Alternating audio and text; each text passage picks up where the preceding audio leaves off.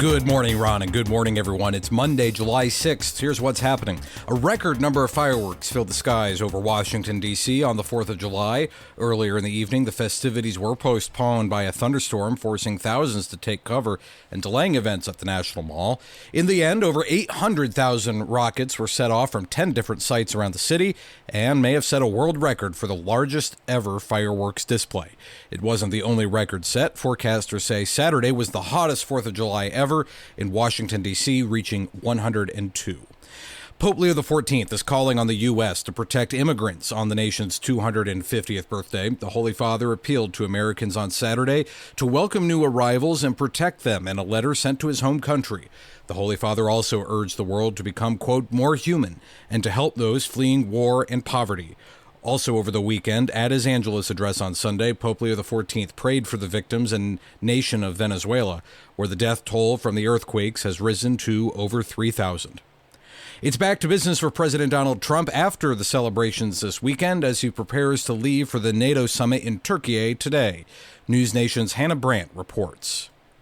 One of the main priorities for the president at this summit is making sure our NATO allies are living up to their defense commitments that they made.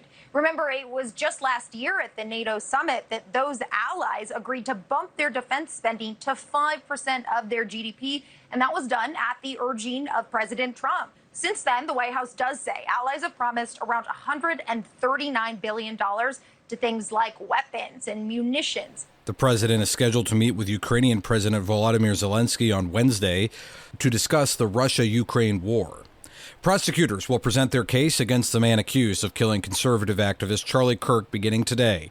News Nation's Pam Jones has the details. Charlie Kirk's widow and parents are planning to attend the 5-day preliminary hearing. It will be the first time they will be in the courtroom with Tyler Robinson, who's charged with aggravated murder in Kirk's shooting death. He has yet to enter a plea in the case. Prosecutors plan to show they have enough evidence against Robinson to proceed to trial. And President Donald Trump is thanking FIFA for clearing Folarin Balogun to play for Team USA in Monday's round of 16 match against Belgium. Trump praised Sunday's decision in a social media post. The soccer star is eligible to play after FIFA lifted his one-match ban imposed by its disciplinary committee.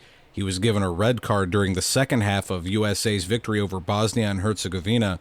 The U.S. is now looking to move on to the World Cup quarterfinal round for the first time since 2002. That game starts tonight at 8 p.m. I'm Matthew Handley, and that, Ron Finn, is the news this morning.